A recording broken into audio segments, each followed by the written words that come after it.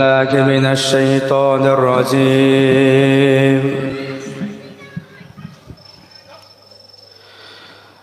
بسم الله الرحمن الرحيم.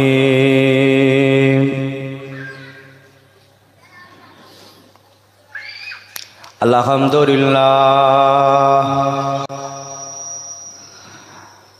الحمد لله نحمده ونستعينه ونستغفره ونؤمن به ونتوكل عليه ونعوذ بالله من شرور أنفسنا ومن سيئات أعمالنا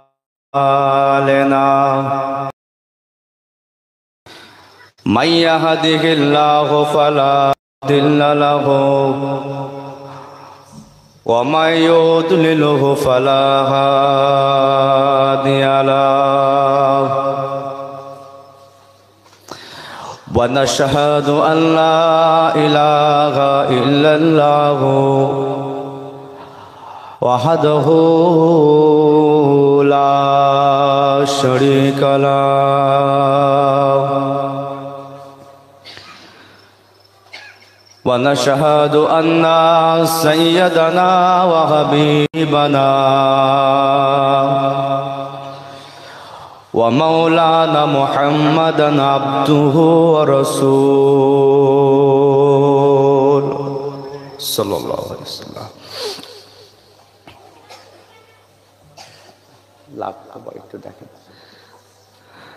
أما بعد فيا أيها الحاضرون رحمكم الله إن الله وملائكته يصلون على النبي يا أيها الذين آمنوا صلوا عليه وسلموا تسليما. اللهم صل على سيدنا مولانا محمد وعلى آله. আর একটু জান ভরে ভরে পড়ি উচ্চ আওয়াজে আল্লাহুম্মা সাল্লি আলা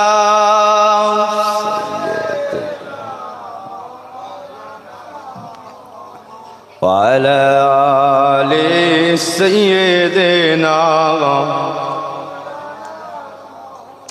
হাজিও ও শাহিনশাহ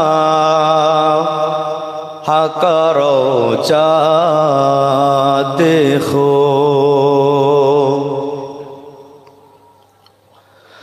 হাজিও আও শাহিনশাহ হাকারো যা দেখো কাবা তো দেখ चुके काबे का काबा देखो काबा तो देख चुके काबे का काबा देखो. अल्लाहुम्मा सल्ली अला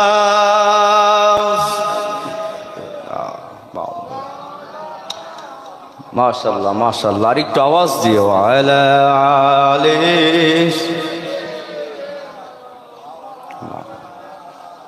उनकी लगन दिल में बसाएंगे नबी नबी कहते मदीने चले जाएंगे नबी नबी कहते मदीने चले जाएंगे, उनकी लगन दिल में बसाएंगे।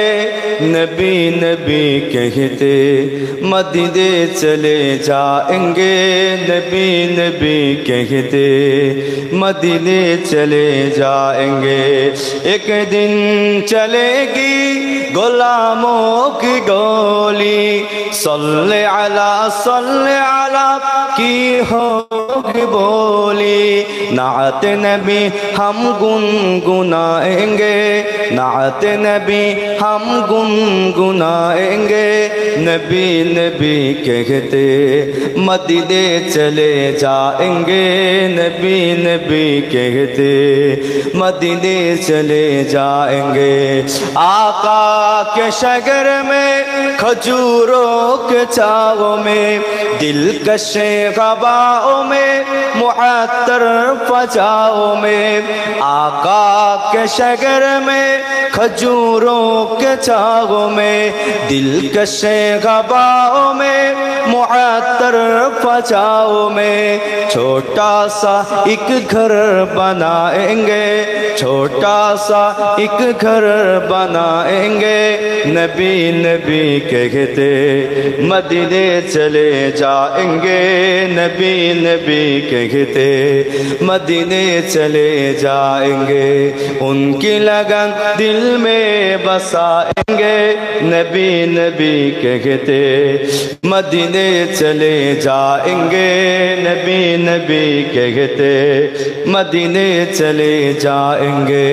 खुशियों की जागे कोई गम नहीं है, तैबा नगर खुद से कम नहीं गए।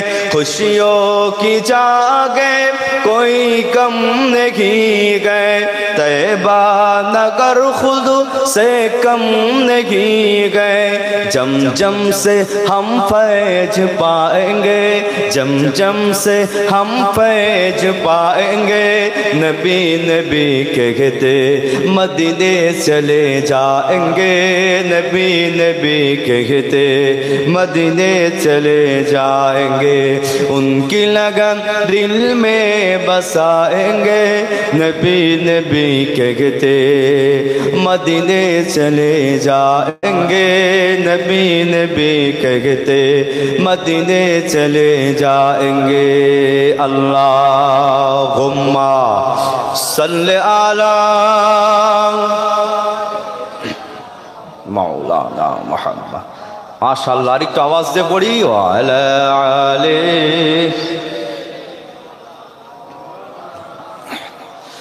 क़ाल अल्लाह तआला ऐज़न फ़ी किताबिही मुख़बिरन व आमिरा। बिस्मिल्लाहिर्रहमानिर्रहीम।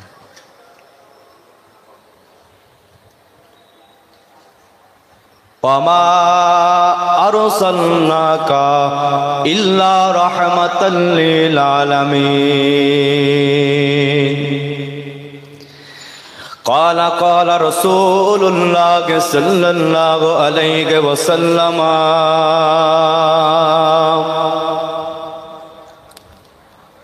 ला युमिनु अहदुकुम हत्ता अकूना हब्बा इलैहि मिन वालिदिही व वलदिही वन्नासि अजमईन औ कमा क़ाल नबी अलैहिस्सलाम।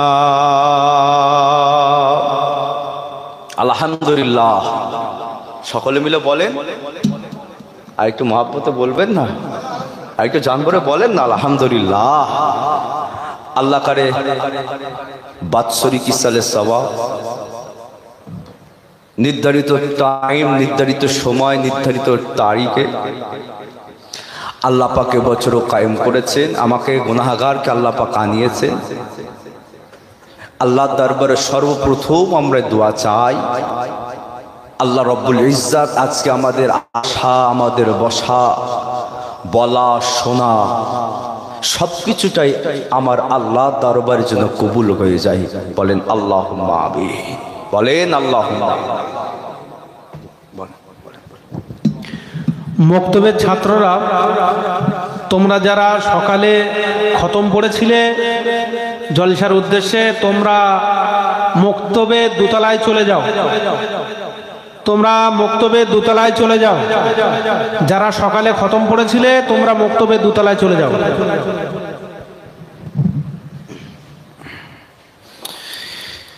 আল্লাহর কাছে দোয়া রাখি, আশা রাখি আজকের মাহফিলে যত মানুষ এসেছেন, আসছেন, আসবেন, চলে গেছেন, সহযোগিতা করেছেন, যে যা উদ্দেশ্য নিয়ে আজকের মাহফিলে এসেছেন, চলে গেছেন, আসবেন, আল্লাহ আমাদের সকলের মনের কামনা, বাসনা, ইচ্ছা, আকাঙ্ক্ষা আল্লাহ যেন পূরণ করেন। বলেন আল্লাহুম্মা আমিন। বলেন আল্লাহুম্মা আমিন। কোরআন শরীফ থেকে একটা আয়াতে কারিমা তেলাওয়াত করেছি। আল্লাহ কোরআনে বলছেন, আলহামদুলিল্লাহ রব্বিল আলামিন, সমস্ত প্রশংসা সেই রব্বুল আলামিনের দরবারে যিনি এই পৃথিবীর জমিনটাকে সৃষ্টি করেছেন, পৃথিবীর জমিনের যিনি প্রতিপালক। তাহলে পৃথিবীর জমিনে এই আলামিনে, এই পৃথিবীর সৃষ্টি করনেওয়ালা কে? একটু আওয়াজ দিয়ে বলে, সবাই মিলে বলেন। আমাদেরকে তৈরি করেছেন কে? আমাদেরকে খাওয়ানোর ব্যবস্থা করেছেন কে? শ্বাস প্রশ্বাস চালাবার ব্যবস্থা করছেন কে? আল্লাহ। আল্লাহ বলছেন আলহামদুলিল্লাহ রাব্বিল আলামিন, সমস্ত প্রশংসা সেই মহান আল্লাহর যিনি এই ব্রহ্মাণ্ড, এই পৃথিবীর জমিনের যিনি মালিক। সেই আল্লাহ কোরআন শরীফ সূরা আল আম্বিয়ার ভেতরে বলছেন, ওয়ামা আরসালনাকা ইল্লা রাহমাতাল লিল আলামিন, যে আমি আল্লাহ এই পৃথিবীর জমিনের মালিক, এই পৃথিবীর জমিনকে সৃষ্টি করনে ওয়ালা, এই পৃথিবীর জমিনকে বানানে ওয়ালা, আমি আল্লাহ এই পৃথিবীর জমিনে দয়া, মায়া, রহমত আর ভালোবাসা দিয়ে আমি আল্লাহ আমার রাসূলকেই পাঠিয়ে দিয়েছি। আল্লাহ কোরআনের আবার অপর একটা জায়গায় বলছে, নবী বলেন, কুল ইন কুনতুম তুহিব্বুনাল্লাহ, হাবিব আপনি আপনার উম্মতদের নয়, পৃথিবীর মানুষদেরকে শোনান। কুল, নবী বলেন, ইন কুনতুম তুহিব্বুনাল্লাহ, যারা আমি আল্লাহ আমার মহাব্বত হাসিল করতে চায়, আমার ভালোবাসা পেতে চায়। বলেন আজকে আমরা আল্লাহর ওলির দরবারে এসেছি, আমরা আমার আল্লাহ পাকের ভালোবাসা পেতে চাই কি চাই না? এটা আওয়াজ দিয়ে বলেন, চাই কি চাই না? আল্লাহ বলছেন কোরআনে, নবী বলেন, কুল ইন কুনতুম তুহিব্বুনাল্লাহ, যারা আমি আল্লাহ আমার ভালোবাসা পেতে চাই, আপনি তাদেরকে বলেন, ফাত্তাবিউনি ইউহিব্বুকুমুল্লাহ, তারা যেন আগে আমার রাসূলের তাবেদারি করে, অনুসরণ করে, অনুকরণ করে, আমার রাসূলকে যেন মানে। ইয়াগফিরু লাকুম যুনুবাকুম আল্লাহু গফুরুর রহিম, আমি আল্লাহ মাফ করনে ওয়ালা, ক্ষমা করনে ওয়ালা। যারা আমার রাসূলের তাবেদারি করবে, আমি আল্লাহ তাদের গুনাহগুলো সব মাফ করে দেব। কথা বুঝতে পারছেন? কথা পরিষ্কার বোঝা যাচ্ছে? কোরআনে আল্লাহ এক জায়গায় বললেন, আমি আল্লাহ পৃথিবীর রব, কিন্তু আমি আল্লাহ দয়া দিয়ে পাঠিয়েছি আমার রাসূলকে, শুধু মুসলমানদের জন্য নয়, আমি আল্লাহ আমার রাসূলকে দয়া করে মায়া করে পাঠিয়েছি আমার 18,000 মখলুকাতের জন্য। আমরা তো একটা মখলুকাত, এবং 18,000 মখলুকাতের ভেতরে শ্রেষ্ঠ মখলুকাত আমরা। মাছ একটা মখলুকাত, মশা একটা মখলুকাত, মাছি একটা মখলুকাত। হয়তো আমরা চোখে দেখতে পেলে 200, 250 কি 300 রকমের মখলুকাত দেখতে পাই, কিন্তু আল্লাহ তৈরি করেছেন কত রকম? 18,000। আমরা চোখে কয়টা দেখি? খুব জোর 200, 250 কি 300।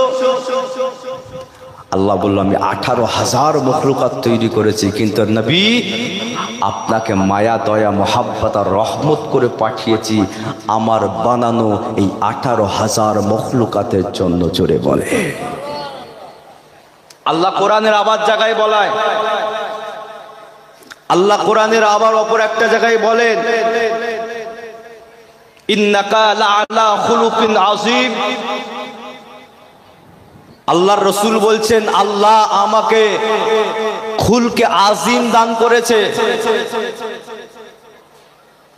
আল্লাহ কোরআনের আবার অপর একটা জায়গায় বলেন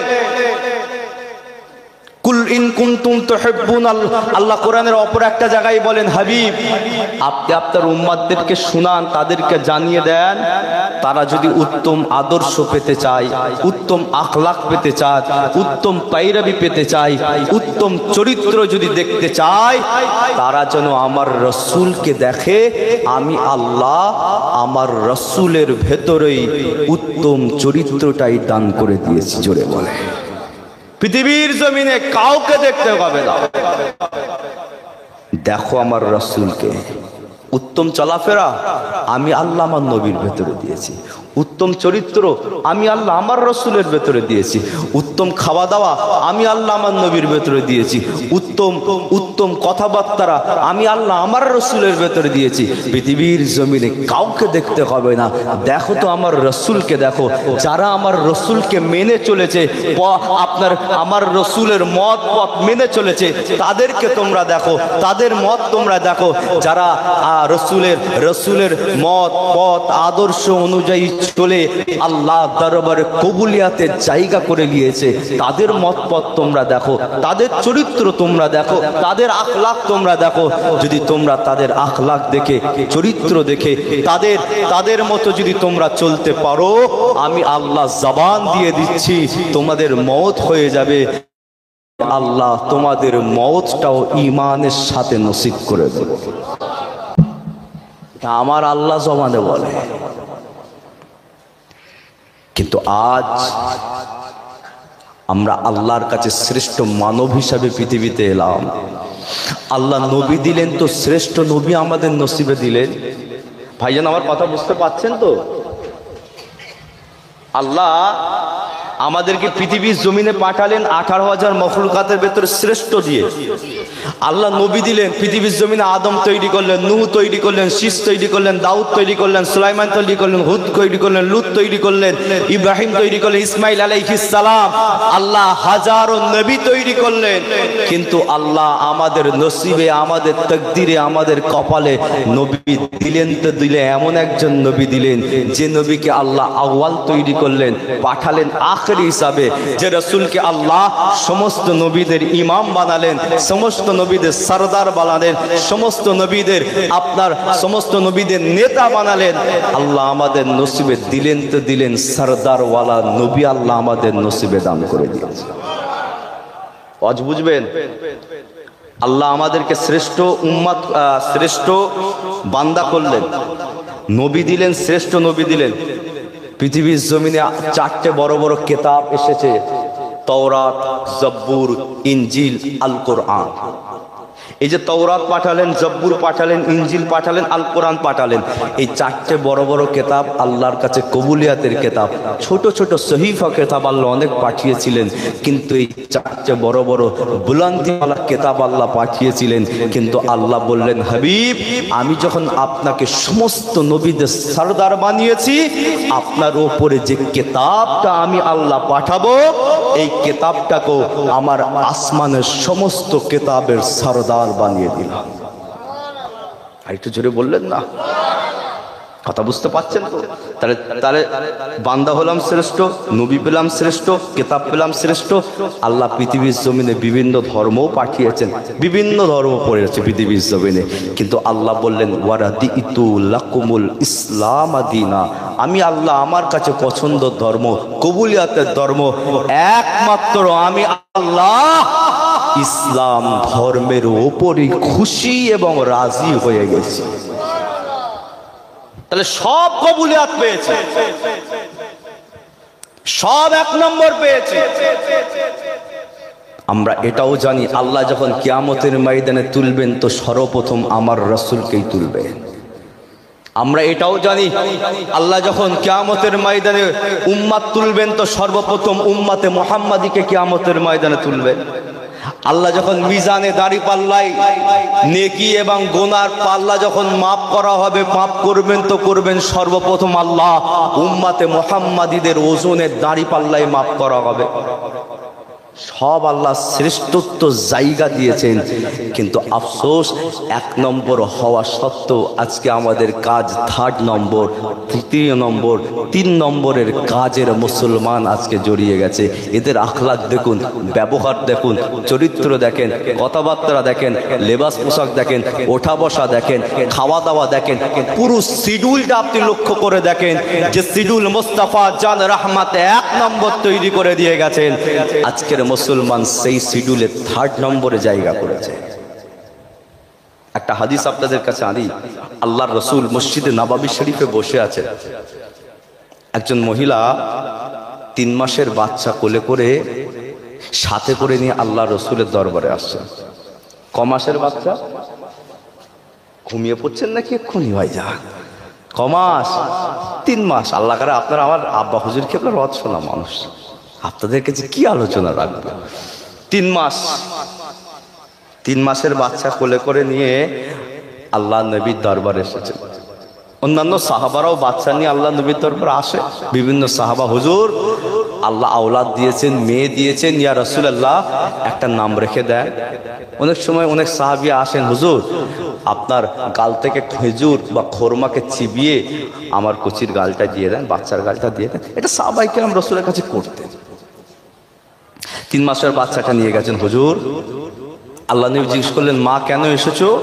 কিছু দরকার আছে? ইয়া রাসূলুল্লাহ আমি শুনতে পেলাম আপনি নাকি যুদ্ধের ময়দানে যাবেন। হ্যাঁ যাব। ইয়া রাসূলুল্লাহ আমি খবর পেলাম দ্রুত আমার বাচ্চাটাকে সাথে করে কোলে করে নিয়ে আপনার কাছে এসেছি। কেন? ইয়া রাসূলুল্লাহ আপনি যে যুদ্ধের ময়দানে যুদ্ধ করতে যাবেন, ইয়া রাসূলুল্লাহ আমি মা হয়ে আমার এই 3 মাসের বাচ্চাটাকে ইসলামের জন্য আপনার কদমে দান করে দিলাম। সুবহানাল্লাহ, জোরে বললেন না? ক মাসের বাচ্চা? মায়ের স্তনে দুধ পান করা বাচ্চা, 3 মাস। আল্লাহ নবী বললেন, মা এ তো বাচ্চা শিশু, তো দাঁড়াতে পারবে না, এ তো ঘোড়ায় সওয়ার হতে পারবে না, ঘোড়ার লাগাম ধরতে পারবে না, তলোয়ার চালাতে পারবে না, বল্লম চালাতে পারবে না, কিছুই করতে পারবে না, একে নিয়ে আমি কি করব? আরে মহিলাটা ওই সময়ে আল্লাহর রাসূলকে বললেন, ইয়া রাসূলুল্লাহ ইয়া হাবিবাল্লাহ আপনার কথাটা সঠিক ইয়া রাসূলুল্লাহ, আমার বাচ্চাটা দাঁড়াতে পারবে না, আমার বাচ্চাটা ঘোড়ার উপরে সওয়ার হতে পারবে না, আমার বাচ্চাটা ঘোড়ার লাগাম ধরতে পারবে না, আমার বাচ্চাটা তলোয়ার ধরতে পারবে না, আমার বাচ্চাটা বল্লম চালাতে পারবে না, আমার বাচ্চাটা কিছুই করতে পারবে না। কিন্তু ইয়া রাসূলুল্লাহ ইয়া হাবিবাল্লাহ যে যুদ্ধের ময়দানে আপনি যাবেন, আপনি যখন যুদ্ধ করবেন, ইয়া রাসূলুল্লাহ আপনার দিকে যখন বল্লম আসবে, আপনার দিকে যখন তীর আসবে, আপনার দিকে যখন পাথর আসবে, আপনার দিকে যখন ইয়া রাসূলুল্লাহ তলোয়ার আসবে, ইয়া রাসূলুল্লাহ আপনি আমার বাচ্চাটাকে আপনার বুকের সামনে দাঁড় করিয়ে দেবেন। ইয়া রাসূলুল্লাহ ওই তলোয়ারটা এসে আমার বাচ্চার মুখে লাগবে, ওই বল্লমটা এসে আমার বাচ্চার মুখে লাগবে। ইয়া রাসূলুল্লাহ গে ইয়া হাবিবাল্লাহ ওই ছুরিটা এসে আমার বাচ্চার বুকে লাগবে। ইয়া রাসূলুল্লাহ আপনার শরীরে কোনো আঘাত হবে না, ইয়া রাসূলুল্লাহ আপনার শরীরের হেফাজতের জন্য আমি মা হয়ে আমার 3 মাসের বাচ্চাকে আপনার কদমে দান করে দিলাম। আপনি জানেন কথা বুঝতে পারছেন তো নাকি? আমার কথা পরিষ্কার বোঝা যাচ্ছে? আমি আপনি আমার রাসূলের কদমে কি দিয়েছে দিয়েছেন তো হুজুর কেবলারা যারা চলে গেছে, দিয়েছেন তো আমাদের পীর মুর্শিদ মুজাদ্দিদুজ্জামান, দিয়েছেন তো হুসাইন আল বুখারী, দিয়েছেন তো 4 শহীদান হুজুর। আপনি আমি আমার নবীর কদমে কি দিয়েছে? 3 মাস আল্লাহ নেই বললেন, না মা, তুমি তোমার বাচ্চাকে নিয়ে বাড়ি চলে যাও, একে বড় করো, সুশিক্ষায় সুশিক্ষিত তৈরি করো। মহিলাটা আমার রসুলের কথা শুনে নাই। ইয়া রাসূলুল্লাহ, ইয়া হাবিবাল্লাহ, হুজুর আপনি মানা করবেন না, মানা করবেন না। ইয়া রাসূলুল্লাহ, আপনার সাথে আমার স্বামীটা যুদ্ধের ময়দানে গিয়ে দিনের জন্য শহীদ হয়ে গিয়েছে। ইয়া রাসূলুল্লাহ, ইয়া হাবিবাল্লাহ, আল্লাহ যদি আমার 100টা সন্তান দিতেন, এই 100টা সন্তানকে আপনার কদমে দান করে দিতাম। কিন্তু ইয়া রাসূলুল্লাহ, ইয়া হাবিবাল্লাহ, আল্লাহ পাক একটা আমার আওলাদ দিয়েছেন, সন্তান দিয়েছেন। ইয়া রাসূলুল্লাহ, আমি আমার এই 3 মাসের ছোট্ট বাচ্চাকে আপনার কদমে দান করে দিলাম। ওই আল্লাহর রসুলের এই সাহাবাদের ভেতরে না রোম সাম্রাজ্যের কিছু গোয়েন্দা নুকিয়ে নুকিয়ে বসেছিল। কোথাকার? রোম, নাম শুনেছেন তো, রোম।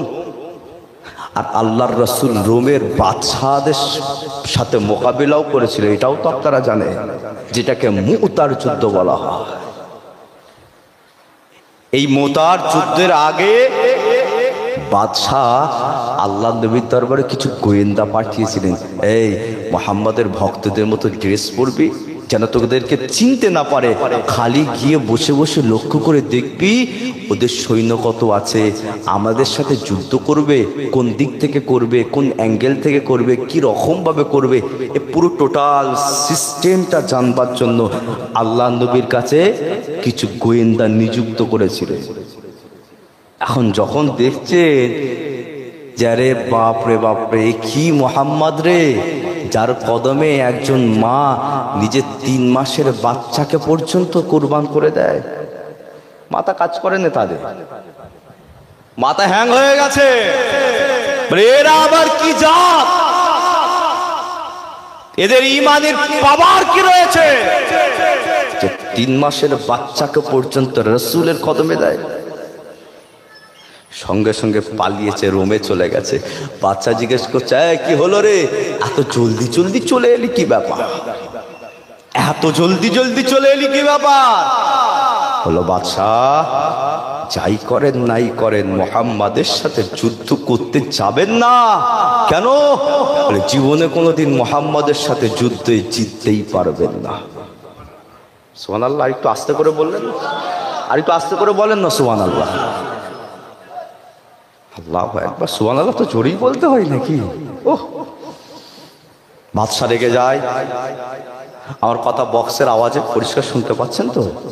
যে পিছন থেকে কি বলছে, পরিষ্কার আছে তো? তার একটু আলোচনা রাখি, অল্প সময়, বেশিক্ষণ থাকবো না, আমার প্রোগ্রাম এমনি অন্য জায়গায় আছে, দৌড়তে হবে। খালি দোয়া, হুজুর কেবলার দোয়া, আব্বা হুজুরের আদেশ। রোমের বাদশা রেগে যায়, এই তাহলে আমাদের থেকে কি মুহাম্মদের সৈন্য সংখ্যা বেশি, যার কারণে জিততে পারবো না? প্রশ্ন আসতেই পারে। বাদশা জাহাপনা যখন জিজ্ঞাসা করলো, এই গোয়েন্দা বিভাগ, উত্তর আমাকে দাও, আমাকে জবাবটা দাও, আমাদের থেকে কি মুহাম্মাদের সৈন্য সংখ্যা অনেক বেশি রয়েছে কিনা? ওই সময়ে বাদশা জাহাপনাকে আর গোয়েন্দারা উত্তর দিল, ও বাদশা জাহাপনা, না না না না, আমাদের থেকে মুহাম্মাদের সৈন্য অনেক কম আছে, আমাদের সৈন্য অনেক বেশি রয়েছে, মুহাম্মাদের সৈন্য অনেক অনেক কম রয়েছে। বাদশা আবার জিজ্ঞাসা করে, তাহলে কি আমাদের থেকে মুহাম্মাদের অস্ত্র শস্ত্র অনেক বেশি রয়েছে? গোয়েন্দা বিভাগ উত্তর দিয়ে বলল, বাদশা জাহাপনা, মুহাম্মাদের অস্ত্র বলতে কিছুই নাই, অল্প কিছু ঘোড়া আছে, কিছু তলোয়ার আছে, কিছু বল্লম আছে, আর মুহাম্মাদের কিছু নাই। আমাদের অস্ত্র বেশি, আমাদের তলোয়ার বেশি, আমাদের সৈন্য সামন্ত অনেক বেশি রয়েছে। বাদশা আবার জিজ্ঞাসা করলো, তাহলে কি আমাদের থেকে মুহাম্মাদের সৈন্যদের ক্ষমতা বেশি, পাওয়ার বেশি, শক্তি বেশি রয়েছে? ওই সময় জবাব দেয়া হলো, বাদশা জাহাপনা, মুহাম্মাদা সৈন্যরা রোগা জরাজীর্ণ রুটি খাওয়া মানুষ, ওদের শক্তি বলে কিছুই নাই, ক্ষমতা বলে কিছুই নাই, আমাদের সৈন্যদের অনেক আরো বেশি বেশি শক্তি রয়েছে। বাদশা আরো রেগে গেল, এই গোয়েন্দা বিভাগ, তুমি কেমন কি খবর নিয়ে এলে? যখন তলোয়ার বেশি, সৈন্য বেশি, আমাদের অস্ত্র শস্ত্র বেশি, ক্ষমতাও বেশি, পাওয়ার বেশি, সব যখন বেশি রয়েছে, কেন মুহাম্মাদের বিরুদ্ধে জিততে পারবো না? ওই সময় গোয়েন্দা বিভাগ উত্তর দিয়ে বলেছিল, ও বাদশা জাহাপনা, মুহাম্মাদের আপনার এলাকার সৈন্যরা এরা মেয়েদের প্রতি বেশি ভক্তি হয়ে থাকে, মেয়েদের প্রতি এদের টান বেশি থাকে, আকর্ষণ বেশি থাকে, লোভ বেশি থাকে, মেয়েদের প্রতি এদের বড় টান হয়ে রয়েছে। কিন্তু মুহাম্মাদের গোলামদের প্রতি মেয়েদের প্রতি কোনো টান নাই, মেয়েদের প্রতি কোনো ভক্তি নাই, মেয়েদের প্রতি কোনো এদের আকর্ষণ নয়। মুহাম্মাদের ভক্তরা তারা তার নবীর কদমে জান দিবার জন্য তারা সর্বসময় প্রস্তুত হয়ে রয়েছে। আপনি কি দিয়েছে? আজকে হুজুরের দরবারে জলসা এসেছে, মাইন্ডটা ঠিক করুন। আপনি নবীর দরবারে কি দিয়েছেন আর নবীর কদমে কি দিয়েছে? ভাবলে একটাই ভাববো, আল্লাহর রাসূলের কদমে কিছু দিতে পারে। মুনাফিকি ছাড়া, গাদ্দারি ছাড়া, দু নম্বরি ছাড়া, চিটিংবাজি ছাড়া, দাগাবাজি ছাড়া, ফরেববাজি ছাড়া, মেরে কেড়ে ঝেড়েলিয়া ছাড়া কি করেছে আল্লাহ? আজকের মুসলমান, আমাদের শরীরে সিদ্দিক আকবরের রক্ত বয়, আমাদের শরীরে ইমাম হাসান, ইমাম হুসাইনের রক্ত বয়। আজকের মুসলমানদের হওয়া ছিল জায়েদ বিন দাসানার মতো, আজকে মুসলমানদের হওয়া ছিল উবাইদুল বিলের খালফের মতো, আজকের মুসলমানদের হওয়া উচিত ছিল খাব্বাবের মতো, খোবাবের মতো, বেলালের মতো। আজকের মুসলমানদের হওয়া উচিত ছিল যে আল্লাহর রাসূলের সাহাবাদের মতো, কারণ তাদের ব্লাড আমাদের শরীরে রয়েছে। কিন্তু আজকের মুসলমান মুনাফিক তৈরি হচ্ছে আর গাদ্দার তৈরি হচ্ছে। কথা ভুল বলছি না ঠিক বলছি? একটু ভাববে। হুজুরের দরবারে এসে আমি ডায়লগ দিতে আসি না,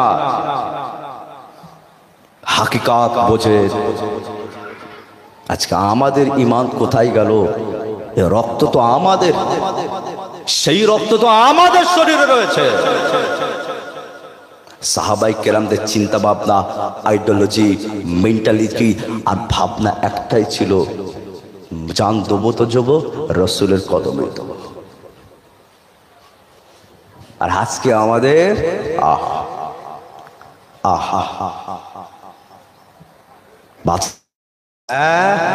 এরকম ব্যাপার। ইতিহাস আপনারা জানেন, 8 হিজরিতে মোতার যুদ্ধ হয়েছিল। কত হিজরি? কত হিজরি ভাইজান? 8 হিজরি। বাদশাহ হিরোক্লিয়াস কত সৈন্য ছিল জানেন তার? ইতিহাসে দুরকম ভাবে এসেছে। একটা ইতিহাসবিদ বলছেন 1 লক্ষ সৈন্য, আর আরেকটা ইতিহাস বলছেন 2 লাখ সৈন্য। বাদশাহ হিরোক্লিয়াস, রোম। আল্লাহর রাসূলের সাহাবা কত ছিল জানেন? মাত্র 3000। কত কত বলেন? 3000। তার 3000 ক লক্ষ মানুষের মোকাবিলায় দাঁড়াচ্ছে 2 লাখ। মনে করলে পিঁপড়ের মতো পা দিয়ে পিষে মেরে ফেলবে। 2 লাখ তো কিছুই নয় 3000-এর কাছে। 2 লাখের কাছে 3000 কিছুই নয়। মুসলমানদের কাছে, মুসলমানদের বিরুদ্ধে লোক সমাগম ভাববেন না। এরা বীর জাতি, এদের শরীরে বীরেদের রক্ত বয়।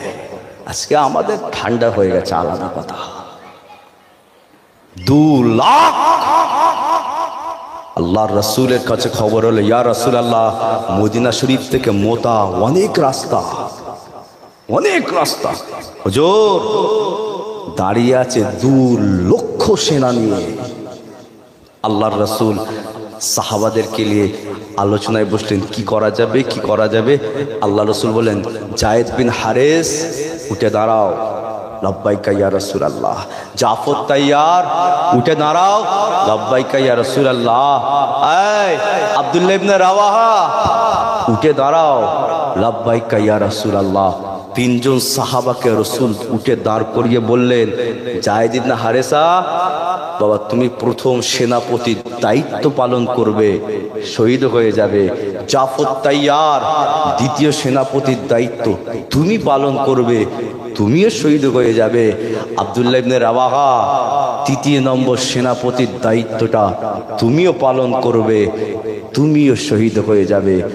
আর তিনজন শহীদ হবার পর মুসলিমরা যাকে মেনে সেনাপতির দায়িত্বটা দেবে, চতুর্থ নম্বর সেনাপতি সেই পালন করবে। কথা শুনছেন তো?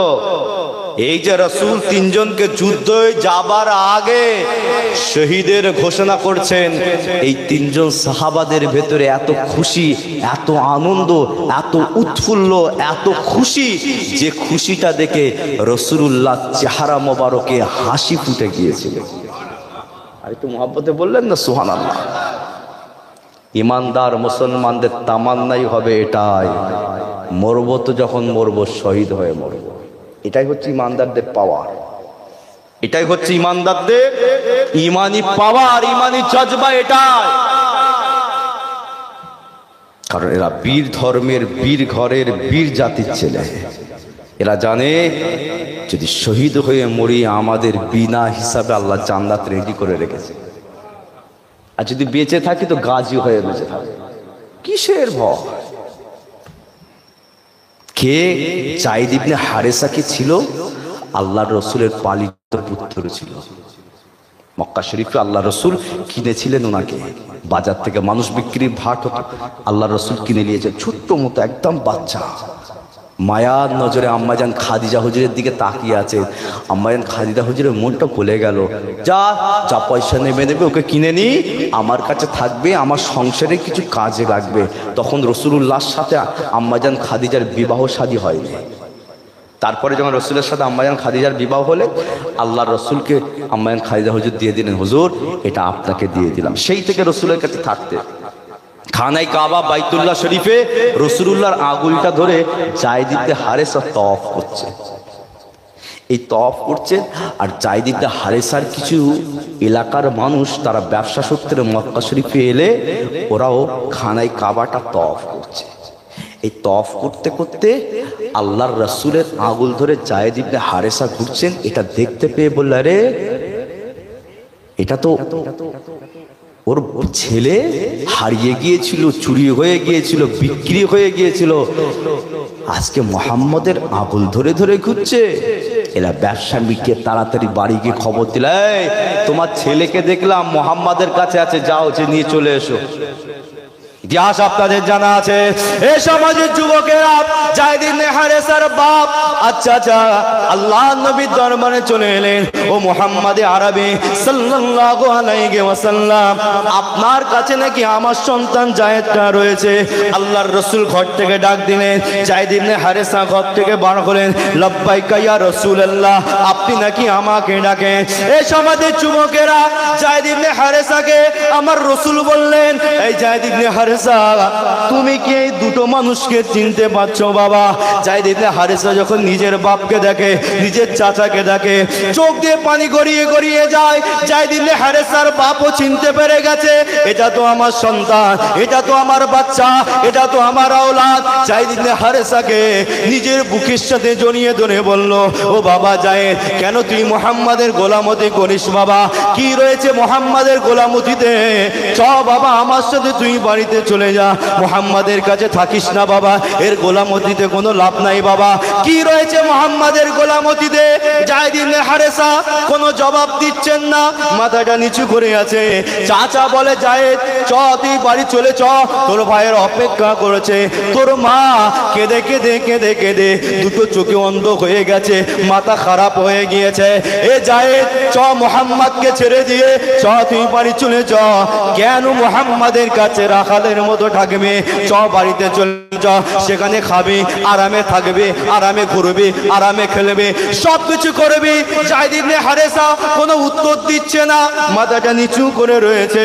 আল্লাহর রাসূলকে বলা হলো, ও মুহাম্মদ আরবি সাল্লাল্লাহু আলাইহি ওয়াসাল্লাম, আপনি আমার বাচ্চাকে দিয়ে দেন, এর বিনিময়ে যে টাকা আপনি চাইবেন, যে পয়সা আপনি চাইবেন, যে অর্থ আপনি চাইবেন, যা আপনি চাইবেন সব আপনাকে দেয়া হবে।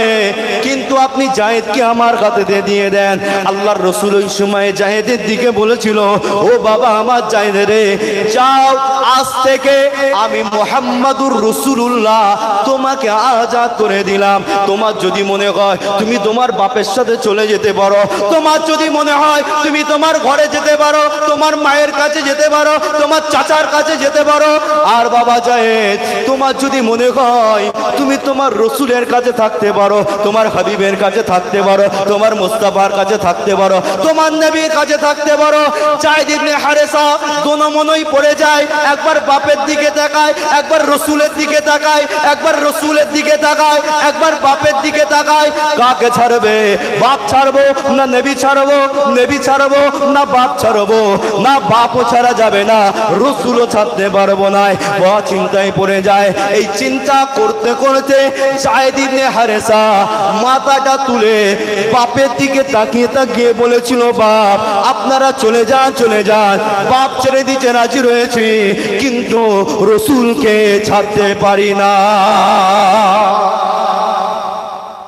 আপনাকে আমাকে ছাড়তে হবে না, আর আপনাকে আমাকে এই প্ল্যাটফর্মেও দাঁড়াতে হবে না, কিন্তু ভবিষ্যতে দাঁড়াবার মতো জায়গাটাও তৈরি হয়ে যাচ্ছে। আজকে দাঁড়াতে হয়, কিছুদিন পরে সেই কাঠ করায় আপনাকে আমাকে দাঁড় করাবে। হয় নবী বলা ছাড়, আর তা না হলে শরীর থেকে মাথাটা আলাদা কর। কথা বুঝতে পারছেন কি পারেননি? আর কথা পরিষ্কার বুঝে যাচ্ছে ভাইজান? অত সহজ নয়। এদেরকে সেই জায়গায় মাপ পাকিতে ফেলা হয়েছে, হয় বাপ মা ছাড়ো, নাই নবী ছাড়ো। চিন্তা কি করবো রে আল্লাহ। জায়েদ ইবনে হারেসা যখন এই জবাবটা দিল, জায়েদ ইবনে হারেসা যখন এই উত্তরটা দিল, বাপের চোখ দিয়ে পানি, চাচার চোখ দিয়ে পানি, জায়েদ ইবনে হারেসার চোখ দিয়ে পানি। জায়েদ ইবনে হারেসার বাপ বলে, বাবা কেন এমন কথা বলছিস বাবা? কি রয়েছে মুহাম্মাদের কাছে, তুই কি এমন জিনিস দেখতে পেয়েছিস? জায়েদ ইবনে হারেসা বাপের উদ্দেশ্য করে বলেছিল, আব্বা আর আপনি মক্কা জমিনে আসবেন না, আর নবীর কাছে আসবেন না, আর আমার কাছে আসবেন না, আমাকে নিতে আসবেন না। আজ থেকে আপনি আমার বাপ নয়, আজ থেকে আপনার স্ত্রী আমার মা নয়। আমি আপনাকে জানিয়ে দিলাম, আজ থেকে আম্মা জান খাদিজা আমার মা হয়ে গিয়েছেন, আর রাসূলুল্লাহ আজ থেকে আমার আব্বা জান হয়ে যায়। এদের ছিল ইমানি পাওয়ার আর ইমানি জজবার, ইমানি ক্ষমতা। রাসূল সেই জায়েদ ইবনে হারেসাকে দায়িত্ব দিচ্ছে, বাবা তুই প্রথম সেনাপতির দায়িত্বটা পালন করবি। আপনারা জানেন আল্লাহর রাসূল হায়াতে থাকা অবস্থায় একজন ভণ্ড নবী বার হয়েছিল। কি নাম বলেন তো? নাম মনে আছে? নাম বললে মনে পড়ে যাবে, মুসাইলামাতুল কাজ্জাব। নাম শুনেছেন কি শোনেননি? আল্লাহর রাসূল হায়াতে আছে, আল্লাহর রাসূল হায়াতে আছে। এই মুসাইলামাতুল কাজ্জাব মক্কা শরীফের সম্ভবত বনু হানিফা গোত্র থেকে সে বিলং করে, সম্ভবত, আমার খেয়াল পড়ছে না। বনু হানিফা, এই বনু হানিফা যে গোত্র থেকে মুসাইলামাতুল কাজ্জাব এসেছে, আজকে সৌদি সরকারও সেই গোত্রের লোক। ইতিহাস পড়ে, ইতিহাস পড়ে। সৌদি তৈরি হয়েছে কিভাবে, এর নামকরণটা কে দিয়েছে, একবারও মাথায় ভেবেছেন? একটু গুগলে সার্চ করে দেখি তো সৌদি আরবিয়াটা তৈরি হয়েছে কিভাবে, নামকরণটা কোথা থেকে হয়েছে, এর আগে নামটা কি ছিল, সৌদি কোথা থেকে তৈরি হলো, কে বাদশা তৈরি করলো, কে রাজতন্ত্র প্রতিষ্ঠা করলো। মুসলমান ভাবেন, ভাবতে বলছি, একবার খালি অ্যানালাইজ করবে, পরিষ্কার চোখে অর্থ দেখতে পারবেন যে সৌদি সরকারকে তৎকালীন সময়ে যিনি বসিয়েছিলেন সেটা ছিল ব্রিটিশ। এই জন্যই এরা ব্রিটিশদের দালালি করা বন্ধ করতে পারেনি। আমি চ্যালেঞ্জ করে বলে যাচ্ছি, আপনারা পড়ুন ইতিহাস। ওসমানিয়া খেলাফতের ভেতরে তখন মক্কা শরীফ আর মদিনা শরীফ ছিল। ওসমানিয়া খেলাফত মক্কা শরীফ আর মদিনা শরীফকে পরিচালনা করত। তৎকালীন সময় ব্রিটিশ ভাবলো এই ওসমানিয়া খেলাফতকে ধ্বংস করতে হবে। কেন? এই যেভাবে বিস্তার করছে একদিন ব্রিটিশ পর্যন্ত এরা দখল করে ফেলবে। প্ল্যান নিয়ে গোপনে গোয়েন্দা পাঠালো, যা আমার পক্ষে কে আছে তাকে লক্ষ্য কর। কষ্ট পেচ্ছেন নাকি আমার কথায়? যাও খবর লাও। ব্রিটিশ গোয়েন্দা পাঠিয়েছে, খোঁজ খবর নিচ্ছে। খোঁজ খবর নিতে নিতে লিস্টের নাম এসে গেল সৌদি আরবিয়া। তৎকালীন সময় সেখানে ব্রিটিশরা গেল, লোক পাঠালো। আর উসমানিয়া খেলাফতের আন্ডারে ছিল তো, তখন একজন ওখানে দায়িত্বপ্রাপ্ত ভারপ্রাপ্ত যিনি ছিলেন, তাকে ব্রিটিশরা ব্রেন ওয়াশ করতে শুরু করলো। আপনি তো একটা মক্কা এবং মদিনার বড় লিডার এবং নেতা, আপনি কেন উসমানিয়া খেলাফতের আন্ডারে থাকবেন? আপনি আপনার আলাদা জায়গা তৈরি করেন, যা পয়সা হবে আমি পয়সা দেবো। শুনছেন তো ভাইয়া? আজকে সেই সৌদি আরবিয়ার পাশে গাজা আছে, প্যালেস্তাইন আছে, একটা কাতরা পানি পর্যন্ত এখান থেকে পাস করে। এরা গাদ্দার না তো কি? এরা আর মুসলমানের এজেন্ডা মনে করে।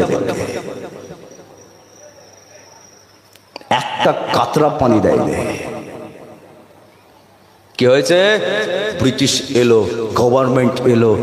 মোদি মক্কা শরীফে যিনি ছিলেন, তিনি যার হাতে মক্কা শরীফের রাজত্বটা দিয়েছিলেন তৎকালীন সময়, তিনি ছিলেন ইমামে হাসান রাদিয়াল্লাহু তাআলা আনহুর খানদান।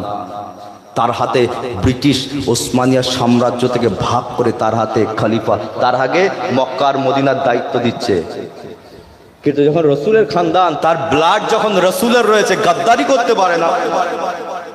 ব্রিটিশ দেখলো একে তো বসে আমার লস হয়ে গেছে, তো আমার পক্ষে কাজ করে না, এ তো আমার পক্ষে আওয়াজ তোলে না, আমি যা বলি তা কাজ করে না। কি করলো? এই আল্লাহর রসুলের খানদান ইমামে হাসান হুজুরের বংশধরের বিরুদ্ধে আজকে যে সৌদি আরবিয়া আছে, এই সৌদ বাদশাহ ছিল, এই সৌদ বাদশাকে তার বিরুদ্ধে দাঁড় করালো। কে? এই ব্রিটিশ, এই দালাল। সেই ব্রিটিশদের দালালিতে আজ তাদের বংশ পরম্পরা সৌদি আরবিয়াতে রাজত্ব করছে। আর সম্ভবত বনু হানিফা গোত্র থেকে তারা বিলং করে, যে গোত্র থেকে মুসাইলামাতুল কাজ্জাব নিজেকে ভণ্ড নবী দাবি করেছে। সব ইতিহাস অনেক আছে, সব পড়তে হবে, অনেক জরাজীর্ণ ইতিহাস আছে। ওয়াজের মাহফিলে এত বিস্তারিত আলোচনা করা যায় না। তো মুসাইলামাতুল কাজ্জাব 10-12 জন লোককে নিয়ে মদিনা শরীফ আল্লাহ রসুলের কাছে গেছেন, গিয়ে বলছেন, এই মুহাম্মদ সাল্লাল্লাহু আলাইহি সাল্লাম, আপনার সাথে আমি নবুয়াত ভাগাভাগি করতে চাই। আপনি মদিনায় নবুয়াতের দায়িত্ব নেবেন, আমি মক্কার নবুয়াতের দায়িত্ব পালন করব। আল্লাহ নবী বললেন, জীবনে কোনোদিন এটা হতে পারে না। আল্লাহ আমাকে নবী করে পাঠিয়েছেন, আমার উপরে নবুয়াতের দায়িত্ব দিয়ে আমি তোমাকে নবুয়াতের দায়িত্বের এক কাতরা পরিমাণ কিছু দিতে পারবো না, তুমি আমার দরবার থেকে বেরিয়ে যাও। এই যে লাঞ্ছিত অপমানিত সাথে যে সব লোক এনেছিল, তাদেরকে সাথে করে নিয়ে এই অপমানিত বোধটা সহ্য করতে না পেরে মক্কায় গিয়ে প্রচার করে দিল, শোনো, মুহাম্মদ আমাকে নবী বলে মেনে নিয়েছে, হাফ নবুয়াতের দায়িত্বটা আমার হাতেতেই দিয়েছে। শুনছেন তো ভাইজান? তখনও মক্কায় কিছু তো সাহাবা রাসূলের ছিলেন, তারা বিভ্রান্ত পড়ে গেল, আল্লাহ এটা আবার কি জিনিস? আর ইসলামের যদি সব থেকে বড় ফিতনা থাকতে হয়, এই মুসাইলামাতুল কাজ্জাব ছিল। মুসাইলামাতুল কাজ্জাব মক্কায় আওয়াজ তুলে দিল, শোনো, মদিনায় মুহাম্মদ দায়িত্ব নিয়ে থাকবে, মক্কায় আমি দায়িত্ব নিয়ে থাকবো। শোনো, তোমাদেরকে অ্যালটমেন্ট পাস করে দিচ্ছি, আজকের পর থেকে ইশার নামাজ আর ফজরের নামাজ তোমাদের জন্য মাফ করে দিলাম। মক্কার মুসাইলামাতুল কাজ্জাব ভণ্ড নবী বলল, নামাজ পড়তে হবে না, না ঈশার নামাজ না ফজরের নামাজ, যারা আমার পক্ষে থাকবে, আমাকে নবী বলে মানবে, তাদের জন্য ঈশার নামাজ আর ফজরের নামাজটা মাফ। সাহাবাই কেরামদের ভেতরে একটা এমন সিচুয়েশন তৈরি হয়ে গেলেন, অনেক সাহাবা না বুঝতে পেরে মুসাইলামাতুল কাজ্জাবকেই নবী বলে মেনেছে। ইসলাম অনেক কষ্ট করে আমাদের কাছে এসেছেন, প্লিজ ইসলামকে নিয়ে মিস ইউজ আমরা যেন না করি। বলে যারা রমজান মাসে রোজা রাখছো, তোমাদের জন্য রমজান মাসের 1 মাসের রোজা মাফ। বলেন তো এরকম দ্বারা যদি কেউ কথা বলে মাথা কাজ করবে? আর সবে মাত্র নতুন নতুন রসুলকে মেনেছে, সাহাবাই কেরামদের ভেতরে একটা বিভ্রান্ত তৈরি। ইতিহাস আপনারা জানা আছে, এই সমাজের যুবকেরা এই মুসাইলামাতুল কাজ্জাব মক্কার জমিনে আওয়াজ তুলে দিল, যারা আমাকে নবী বলে মেনে নেবে এদের জন্য আমি আইন পাশ করে দিচ্ছি, যা তোমাদের উপরে হারাম ছিল সব আজ থেকে হালাল হয়ে গিয়েছে। মদ তোমরা খেতে পারো, জেনা তোমরা করতে পারো, ব্যভিচার তোমরা করতে পারো, বাপ মাকে মারতে পারো, সব হালাল, হারাম কাজটা হালাল হয়ে গেছে। আর ছেলে আর মেয়ে যদি রাজি থাকে তারা বিবাহ শাদী করে নিতে পারে। মক্কার জমিনে এই মুসাইলামাতুল কাজ্জাব এই ভণ্ড নবীরা এই রকম ভাবে কোরআনের মিসইউজ শুরু করতে দিল। আল্লাহর রসুল মদিনা শরীফ থেকে চিন্তা পড়ে যায়, আয় আমার আল্লাহ, আমি এত কষ্ট করে ইসলামকে প্রতিষ্ঠা করলাম, কোরআনকে বানালাম, কোরআনের আইন তৈরি করলাম, দ্বীনের আইন মানুষের কাছে বানিয়ে দিলাম। আল্লাহ এই মুসাইলামাতুল কাজ্জাব সে নিজেকে নবী দাবি করে আমার ইসলামকে আমার ভক্তদের কাছে মিস ইউজ ভাবে ইউজ করে। আল্লাহর রসুল একটা চিঠি লিখলেন, এই চিঠিটা লিখার পরে আল্লাহর রসুল সাহাবাই কেরামদেরকে জিজ্ঞাসা করলেন, ও আমার সাহাবারা কে রয়েছো বাবা, এই চিঠিটা মুসাইলামাতুল কাজ্জাবের কাছে পাঠিয়ে দেবে। সাহাবাই কেরামরা বসে রয়েছে, ওই সাহাবাই কেরামদের ভেতর থেকে হাবিব ইবনে জায়েদ বলে একজন সাহাবা জাত মেরে দাঁড়িয়ে গিয়ে বলে, লাব্বাইকা ইয়া রাসূলুল্লাহ, ইয়া হাবিবাল্লাহ, ইয়া রাসূলুল্লাহ, বদরের যুদ্ধে আপনি আমাকে যেতে দেন না, উহুদের যুদ্ধে আপনি আমাকে যেতে দেন নাই, ইয়া রাসূলুল্লাহ, আমি হাবিব ইবনে জায়েদ আপনার সামনে দাঁড়িয়ে গেলাম, ইয়া রাসূলুল্লাহ, ইয়া হাবিবাল্লাহ, চিঠিটা আমার কাছে দে দেন, ইয়া রাসূলুল্লাহ, এই চিঠিটা নিয়ে গিয়ে আমি মুসাইলামাতুল কাজ্জাবের মুখে ছুঁড়ে মেরে দিয়ে আসতে চাই। হুজুর আমার বয়সটা অল্প ছিল, আমি বদরে যাব বলেছিলাম, আপনি মানা করেছিলেন। হুজুর ওহদে যাব বলেছিলাম, তখন আপনি মানা করেছেন। ইয়া রাসূলুল্লাহ আর মানা করবেন না। এরা রসুলের জন্য নিজের বাপ মাকে পর্যন্ত চেনে না। আপনারা জানেন আবু উবাইদা বিনুল জারাহ একজন রসুলের সাহাবা ছিলেন, যার বাপের নাম হচ্ছে জারাহ আর ছেলের নাম হচ্ছে আবু উবাইদা। আবু উবাইদা ইবনুল জারাহ, জারার ছেলে হচ্ছে আবু উবাইদা। যখন রসুলের কদমে নবী বলে মেনেছিলেন আবু উবাইদা, বাপ ছিল কাফের। ইতিহাস আপনারা জানেন, বদরের যুদ্ধে যখন আবু উবাইদা তলোয়ার চালাচ্ছে কাফেরদের মোকাবেলায়, তলোয়ার চালাতে চালাতে দেখছেন তলোয়ারের সামনে বাপ এসে গেছে। কি করবে? কি বলে? বাপ, নিজের জন্মদাতা বাপ তলোয়ারটা সরিয়ে নিয়ে পালিয়ে গিয়ে লুকিয়ে লুকিয়ে যুদ্ধ করছে, যাতে বাপ আমার সামনে না চলে আসে, চাপ আমার সামনে না চলে আসে। আবু উবাইদা আবার বদরের তলোয়ার চালায়, কিন্তু বাপ আবার ঘুরে ঘুরে ছেলের সামনে চলে গেছে।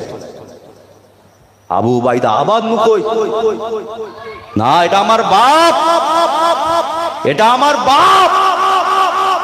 আবার লুকিয়ে আবার অন্যদিকে তলোয়ার চালায়, কিন্তু আবার সেই যারা ঘুরতে ঘুরতে ঘুরতে ঘুরতে নিজের ছেলের সামনে দাঁড়িয়ে ছেলের উপরে তলোয়ার চালিয়েছে।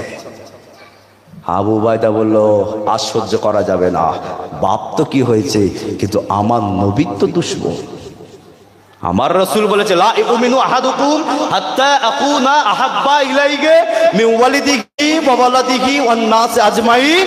আমার রাসূল জানিয়েছেন যদি মহব্বত করতে হয় নিজের বাপ, নিজের মা, নিজের ছেলে, নিজের বিবি, নিজের বাচ্চা, নিজের সয় সম্পত্তি, নিজের টাকা পয়সার থেকে রাসূলকে এমনকি নিজের জানের থেকে বেশি মহব্বত করতে হবে।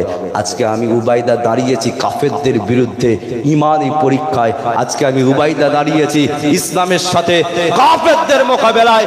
এটা আমার বাপ হতে পারে কিন্তু এটা আমার রাসূলের দুশমন। 3 বার ছেড়ে দিয়েছি, চতুর্থবারে আমি ছাড়বো না। আবু উবাইদা বাপের শরীর থেকে গর্দানটা আলাদা করে মাথায় আপনার চুলের মুঠিটা ধরে মাথাটা নিয়ে রাসূলুল্লাহর কদমে ফেলে দিয়েছে। ইয়া রাসূলুল্লাহ, আপনার কদমে এটা আমি নিসার করে দিলাম, দান করে দিলাম। রাসূল বললেন কে আবু উবাইদা, এটা কে? ইয়া রাসূলুল্লাহ, এটা আমার বাপ। আপনার কদমে ইসলামের জন্য আমি আমার বাপের মাথাটাও আপনার পায়ের তলায় দান করে দিলাম। ঈমান তৈরি করে। আজকে আমাদের গাদ্দার আর মুনাফিক আর 2 নম্বরে আজকে আমাদের মুসলমানদের ঈমানটাকে হালকা করে দিচ্ছে। আল্লাহ রাসূলের সাহাবা হাবিব ইবনে যায়েদ, রাসূল বললেন যাও বাড়িতে চলে যাও, তোমার মায়ের সাথে দেখা করে এসো। যাও, মা আছে, বড় একটা ভাইও আছে, স্ত্রী আছে, বাচ্চারা আছে, একবার দেখা করে এসো। কেন? রাসূল জানে হাবিব ইবনে যায়েদ যদি মুসাইলামাতুল কাজ্জাবের কাছে যায় হয়তো সে আর ফিরে আসতে পারবে না। যা একবার দেখা করে আস। ইতিহাস আপনাদের জানা আছে, এই নওজোয়ান যুবকেরা হাবিব ইবনে যায়েদ হুজুর আমার মায়ের কাছে চলে গেলেন, মায়ের কাছ থেকে দোয়া নিয়ে নিলেন, ভাইয়ের কাছ থেকে দোয়া নিয়ে নিলেন। যখন স্ত্রীর কাছে যায় হাবিব ইবনে যায়েদ হুজুরের চোখ দিয়ে পানি গড়িয়ে যায়। স্ত্রী জিজ্ঞাসা করে কি হয়েছে স্বামী, কেন কাঁদেন, চোখ দিয়ে কেন পানি গড়িয়ে গড়িয়ে পড়ে যায়। হাবিব ইবনে যায়েদ বলে আয় আমার স্ত্রী গো, আমি জানো আমি ছোট ছিলাম, আমার রাসূল বদরে যেতে দেয় নাই, ওহদে যেতে দেয় নাই, কিন্তু আজ আমি এমন একটা দায়িত্ব পেয়েছি, জানি না আর হয়তো ফিরে নাও আসতে পারে, আর হয়তো দেখা নাও হতে পারে, আর হয়তো মোলাকাত নাও হতে পারে, হয়তো এই শেষ দেখা তোমার সাথে শেষ মোলাকাত, আল্লাহ যদি বাঁচিয়ে রাখে আবার হয়তো তোমার সাথে দেখা হবে। আর আমি যদি শহীদ হয়ে যাই জান্নাতের বাগানে তোমার সাথে দেখা হয়ে যাবে।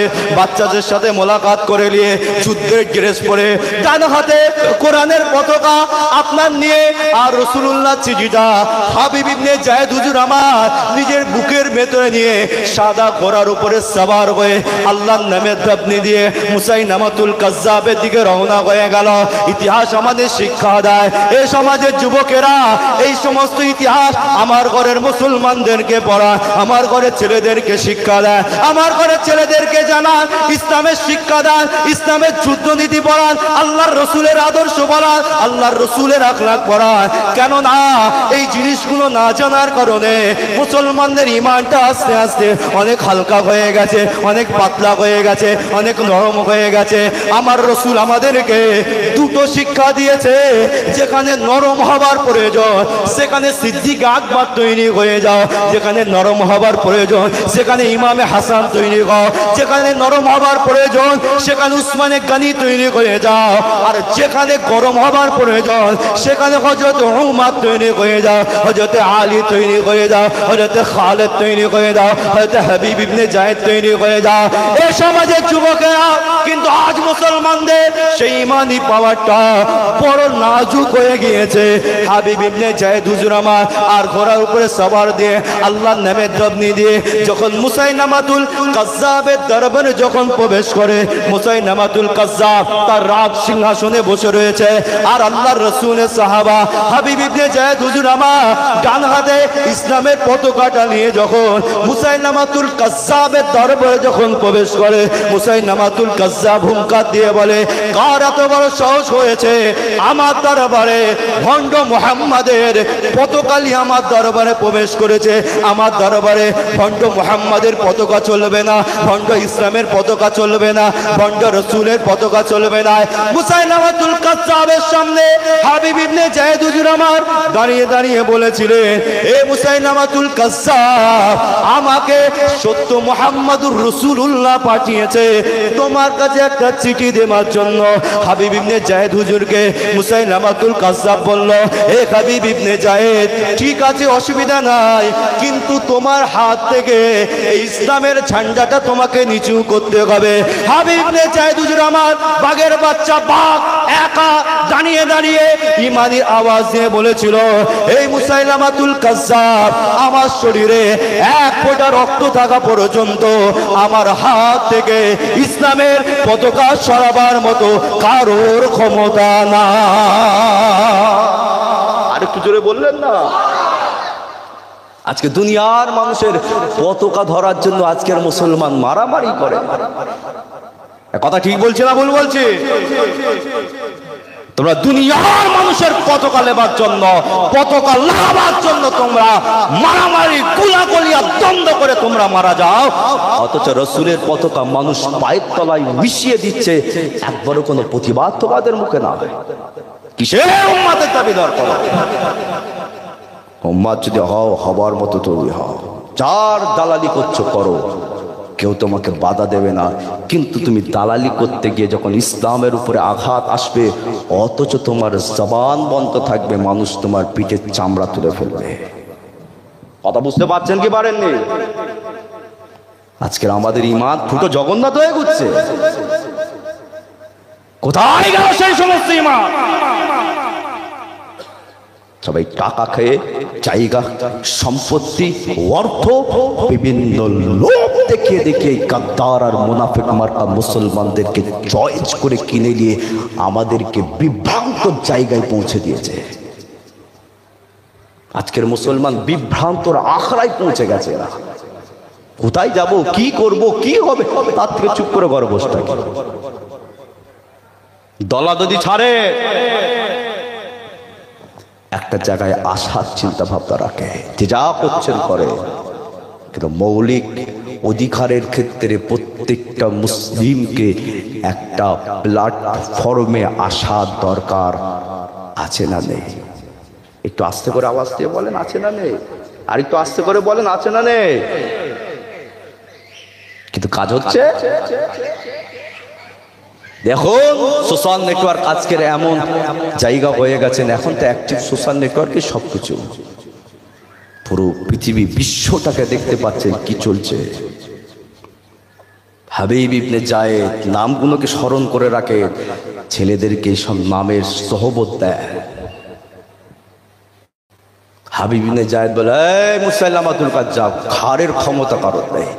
মুসাইলামা বলল, দেখ তোর পিছনে তোর পক্ষে কেউ নেই, সব আমার পক্ষে আছে, তুই একা, তোর পক্ষে কেউ নেই, সব আমার পিছনে আছে। হাবিব ইবনে যায়েদ বললেন, আমার পক্ষে আমার আল্লাহ আর আমার রসুলই যথেষ্ট, লক্ষ মানুষের প্রয়োজন নেই, ওই দুজন থাকলেই লক্ষ মানুষকে আমি একাই কন্ট্রোল করে ফেলব। হাবিব ইবনে যায়েদ হুজুরকে পতাকাটা ধরে আছেন তো, নামাবার জন্য ৩-৪ জনকে মুসাইলামা হুকুম করলেন, যা হাত থেকে পতাকাটা আগে নিচু কর। যখন হুজুরের হাতের কাছে গেছেন, হুজুর একটা ঝাটকা মেরেছেন, পড়ে গেছে এক ঝাটকা।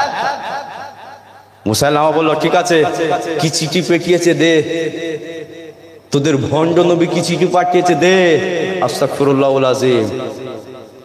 মুসাইলামাতুল কাজ্জাবের কাছে সাহাবে রসুল চিঠিটা পাঠিয়ে দিলে, মুসাইলামা নিজে পড়লো না, পাশে একজন লোক আছে, রাজা তো, পাশে লোক দাঁড়িয়ে যায়, পড়ত চিঠিটা, কি লিখেছে দেখি। চিঠিটা খুলে পড়ছে, বিসমিল্লাহির রহমানির রহিম। সত্য সত্য হক মুহাম্মাদুর রাসূলুল্লাহ সাল্লাল্লাহু আলাইহি ওয়াসাল্লামের পক্ষ থেকে ভণ্ড মুসাইলামাতুল কাজ্জাবের কাছে চিঠি। আমি মুহাম্মাদুর রাসূলুল্লাহ সাল্লাল্লাহু আলাইহি ওয়াসাল্লাম মুসাইলামাতুল কাজ্জাবকে কোনো নবুয়াতের দায়িত্ব দেইনি, ও ভণ্ড, ও চিটিংবাজ, ও আবার সুবহানাল্লাহ বললেন না? যখন যখন চিঠিটা পড়ছে আস্তে আস্তে তো পড়ে না, জোরে জোরে পড়ছে। আর সব তো তার পক্ষের লোক, সাহাবী আর রাসূল অনেক বসে আছে সেখানে, খালি চিন্তা করছে কি হচ্ছে কি হবে, কিছু বুঝতে পারে না। যখন রাসূলুল্লাহর এই আওয়াজ যখন চিৎকার দিয়ে বলল, মুসাইলামাতুল কাজ্জাব রেগে আগুনিত হয়ে বলল, মুহাম্মদের এত বড় স্পর্ধা, আমাকে ভণ্ড বলে মানে? এই হাবিব ইবনে যায়েদ, তুমি যে মুহাম্মাদের পক্ষ থেকে চিঠিটা নিয়ে আমার কাছে এসেছো, বলো তুমি আমাকে ভণ্ড নবী বলে মানো না সত্য নবী বলে মানো? কথা বুঝতে পারছেন কি পারেন না?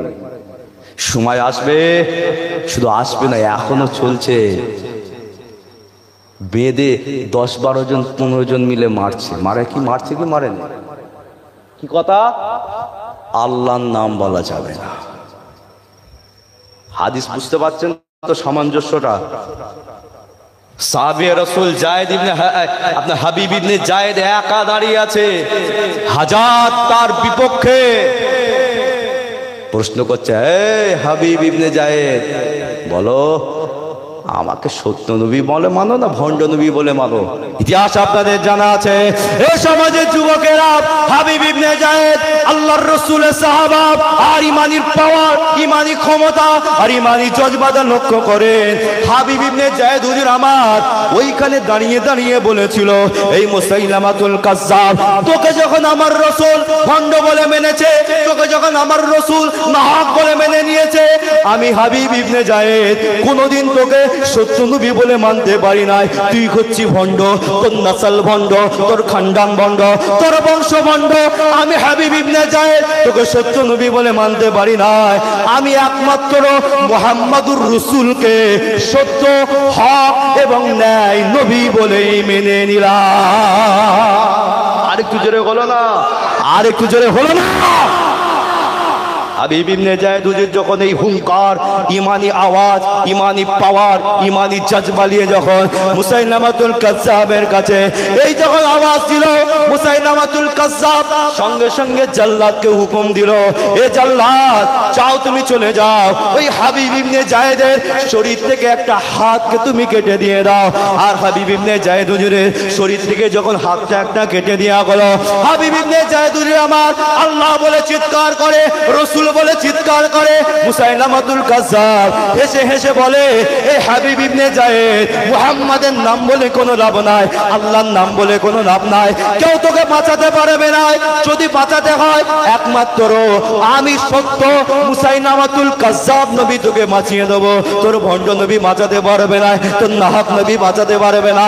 এই হাবিব ইবনে যায়েদ এখনো সময় রয়েছে, আল্লাহ বলা ছেড়ে দে, নবী বলা ছেড়ে দে, আমাকে সত্য নবী বলে মেনে নাও। এই দুনিয়ার মুসলমানেরা, পৃথিবীর জমিনে কিছু কিছু মানুষ রয়েছে, আজ আমাদের ধর্মের মুসলমানদেরকে তারা 10 জন, প্রয়োজন 20 জন, 50 জন তারা বেদে পিটায় আর বলে আল্লাহ বলা যাবে না, নবী বলা যাবে না, কোরআনের দাওয়াত দেওয়া যাবে না, কোরআনের আওয়াজ তোলা যাবে না। যদি ভারতবর্ষে থাকতে হয় তাহলে আর আল্লাহর নাম নেওয়া যাবে না।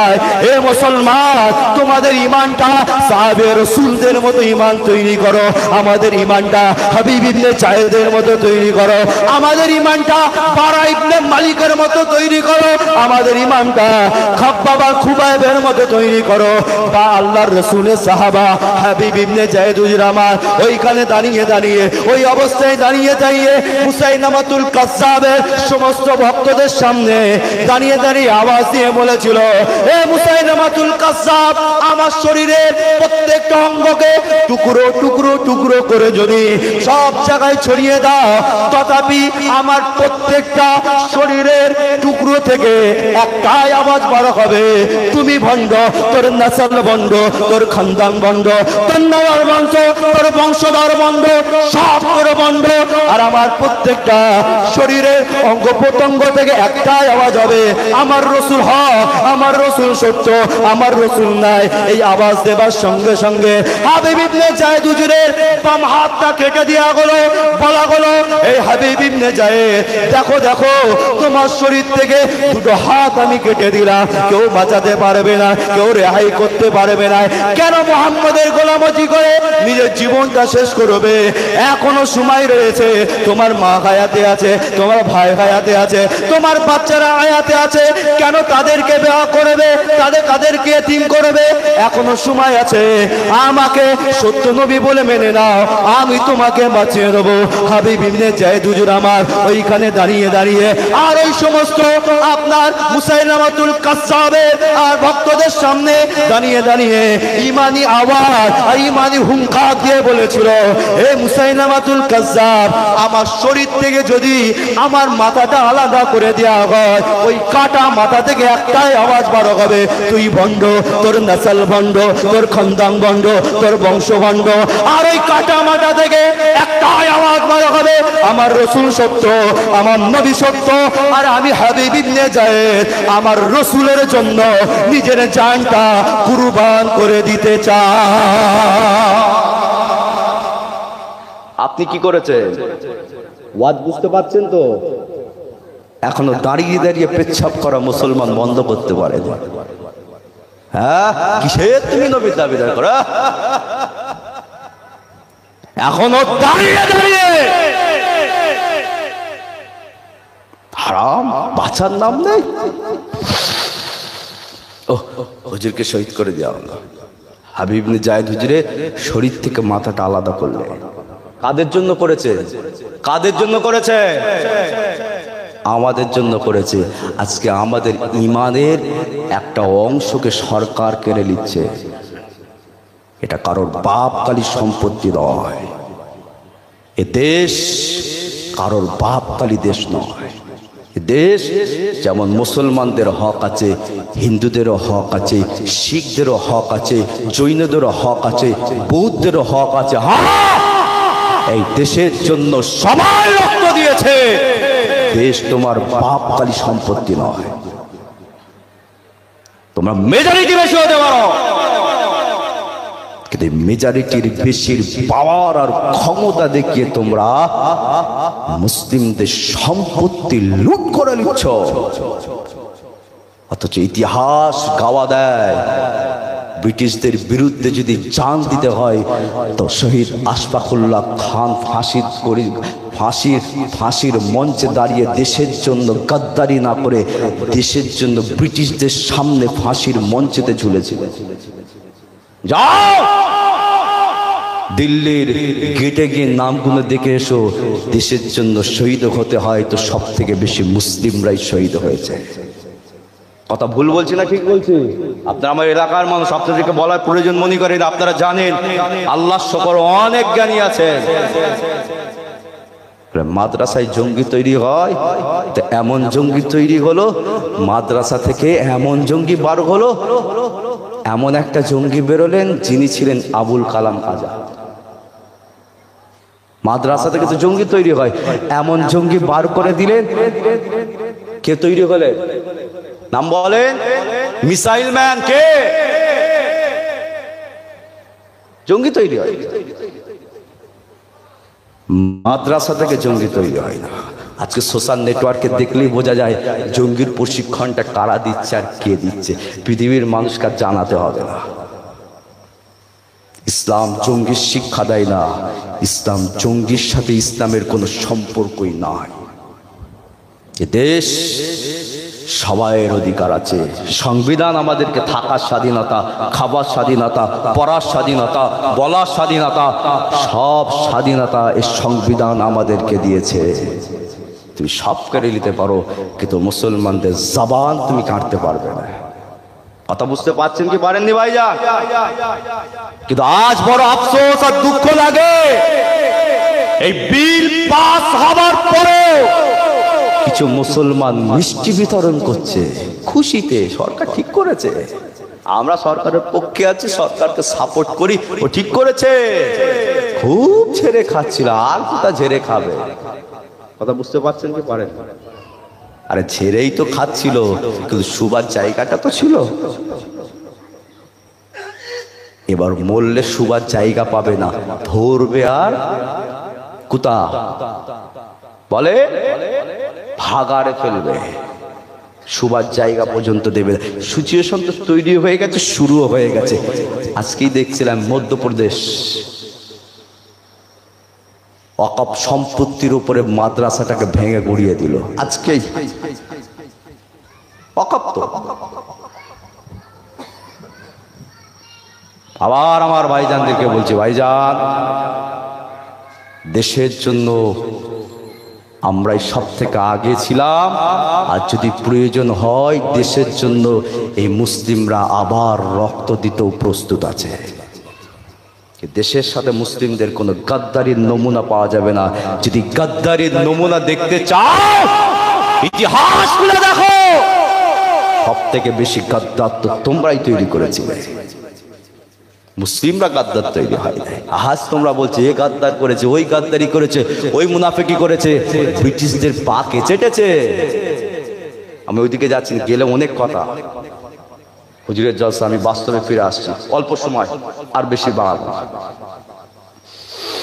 হাবিব বিন জায়েদ হুজুরকে শহীদ করলে রসুলের কাছে খবর এলো, হুজুর আপনার প্রাণ প্রিয় সাহাবা হাবিব বিন জায়েদকে শহীদ করা হয়েছে। রসুল বললেন আমি জানতাম, ওর মনের আশা ছিল, বদরে নিষেধ করেছিলাম, ওহদে নিষেধ করেছিলাম, আমি রসুল এতে আর নিষেধ করতে পারি না। আমি রসুল, আল্লাহ আমাকে দেখাচ্ছেন, আমি রসুলুল্লাহ দেখছি আল্লাহ পাক জান্নাতের ভেতরে ওকে দুটো ডানাওয়ালা পাখি বানিয়ে দিয়েছে। আর একটু মহাব্বতে বললেন হাবিব বিন জায়েদ। আপনারা জানেন উহুদের যুদ্ধ যখন হয়েছিল, আল্লাহর রসুলের সামনে গোটা 10-15 সাহাবা দাঁড়িয়েছিলেন আল্লাহ রসুলকে গার্ড করার জন্য, গোটা 10-15 সাহাবা। এর ভিতরে একটা সাহাবা ছিলেন আপনার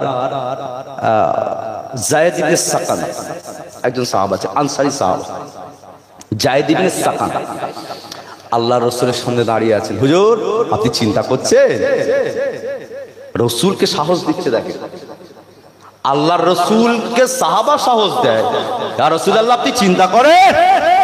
চিন্তা করবেন না, আপনার জন্য আপনার জায়েদ ইবনে সাকান দাঁড়িয়ে আছে হুজুর, ওরা তলোয়ার মারুক আর বন্ধু আপনার তীর মারুক আর বল্লম মারুক, ইয়া রাসূলুল্লাহ যতক্ষণ এই জায়েদ ইবনে সাকান দাঁড়িয়ে আছে এর বুকটা ভেদ করে আপনার শরীরে লাগার মতো কোনো তলোয়ারের ক্ষমতা নাই। জায়েদ ইবনে সাকান দাঁড়িয়ে আছে, হুজুর আপনি চিন্তা করবেন না, চুপ করে দাঁড়ান। আরো সাহাবারা আছে, ইতিহাস আপনাদের জানা আছে। এই সমাজের যুবকেরা আজ আমার মুসলমানদেরকে এই সমস্ত সাহাবাদের শিক্ষা দিয়ে দাও। আল্লাহর রাসূলের সাহাবা জায়েদ ইবনে সাকান হুজুর আমার উহুদের ময়দানে আল্লাহর নবীর সামনে দাঁড়িয়ে আছে, আর দাঁড়িয়ে দাঁড়িয়ে হুজুর আমার আল্লাহর রাসূলকে গার্ড করে, আল্লাহর রাসূলকে হেফাজত করে। একটা তীর হুজুরের বুকেতে লেগে যায়, হুজুর আস্তে আস্তে নিচের দিকে নেমে যায়, আবার দাঁড়িয়ে যায়, আবার একটা তীর লাগে, আবার নিচে হয়ে যায়, আবার দাঁড়িয়ে যায়, আবার একটা তীর লাগে, আবার নিচে হয়ে যায়, আবার দাঁড়িয়ে যায়। এই সমাজের যুবকেরা ইতিহাস আমাদের শিক্ষা দেয়, জায়েদ ইবনে সাকান হুজুর আমার আল্লাহর রাসূলের সামনে দাঁড়িয়ে পুরো বুকের ভেতরটা তলোয়ারে আপনার তীরের ঝাঁঝরা হয়ে যায়। জায়েদ ইবনে সাকান হুজুর আমার আজ যখন সহ্য করতে পারলেন না, আস্তে আস্তে হুজুর আমার জমিনে শুতে লাগলেন। যতক্ষণ চান ছিল ওই জমিনে শুয়ে শুয়ে জায়েদ ইবনে সাকান আল্লাহর রাসূলের সাহাবাদেরকে আওয়াজ দিয়ে বলেছিলেন, এ আমার নবীর সাহাবারা, এ আমার হাবিবের সাহাবারা, এ আমার নবীর গোলামেরা, আমি জায়েদ ইবনে সাকান আল্লাহর রাসূলের শরীর হেফাজত করার জন্য আমি আমার শরীরে জানকে পরোয়া করলাম না, হাজারো তীর আমার বুকের সাথে লাগিয়ে দিলাম। এ আমার নবীর গোলামেরা, আমি জায়েদ ইবনে সাকান তোমাদেরকে হুকুম করে যায়, আমার রাসূল যতদিন বেঁচে থাকবে আমার রাসূলের শরীরে একটা যেন আঘাত না হয়ে যায়। আর যদি আমার রাসূলের শরীরে কোনো যদি আঘাত হয়ে যায়, আমি জায়েদ ইবনে সাকান কাল কিয়ামতের ময়দানে আল্লাহর সামনে দাঁড়িয়ে তোমাদেরকে জবাবদিহি করতে হবে। কেননা আমি জায়েদ ইবনে সাকান আমার রাসূলের শরীরের হেফাজতের জন্য আমি আমার শরীরটাকে উৎসর্গ করে দিলাম। জায়েদ ইবনে সাকান আস্তে আস্তে শুয়ে যায়। জায়েদ ইবনে সাকানের চোখটা আল্লাহর রাসূলের চোখের দিকে তাকিয়ে আছে, আল্লাহর নবীর চোখটা যায়েদ ইবনে সাকানের দিকে তাকিয়ে আছে। আল্লাহ নবী বুঝতে পেরে যায়, আস্তে আস্তে যায়েদ ইবনে সাকানের কাছে গিয়ে যায়েদ ইবনে সাকানের মাথাটা নিয়ে আল্লাহর রাসূল নিজের রাদের উপরে রেখে দিবার সঙ্গে সঙ্গে যায়েদ ইবনে সাকান আস্তে আস্তে হুজুরের চোখটা মুছে যায়, দুটো চোখ দিয়ে পানি গড়িয়ে যায়।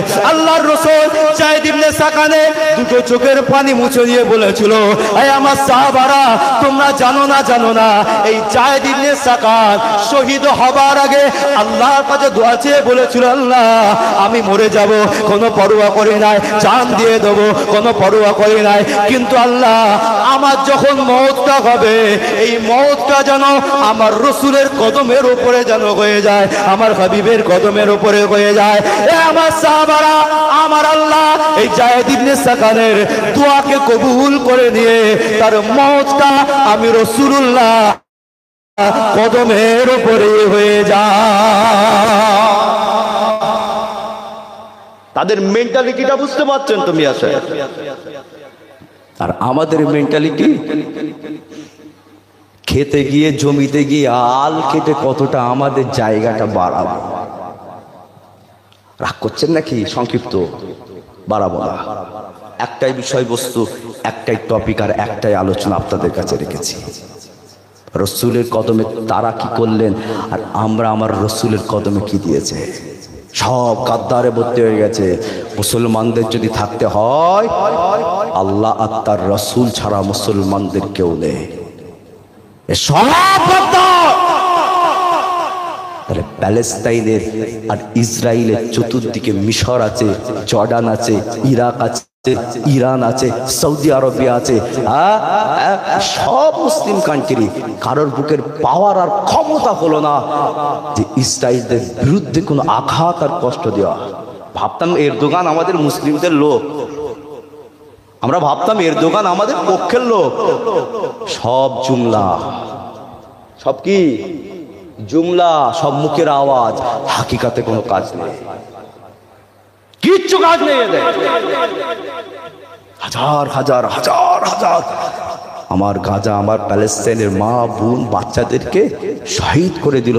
সারা পৃথিবী নিস্তব্ধ আকারে দিচ্ছে। সময় আসবে আল্লাহর রাসূলের হাদিস, হয়তো ততদিন হায়াতে থাকবো না, বাঁচতে পারবো না, মরে যাব, কিন্তু আমার খানদান, আমাদের খানদানের খানদান একদিন না একদিন দেখবে সময় আসবে। আল্লাহ রাসূল হাদিসে জানিয়েছে, যেদিন পাথর পর্যন্ত জবান খুলে দিয়ে বলবে, এই মুসলমান, আমার পিছনে ইহুদি লুকিয়ে আছে, কাফের লুকিয়ে আছে, মার একে।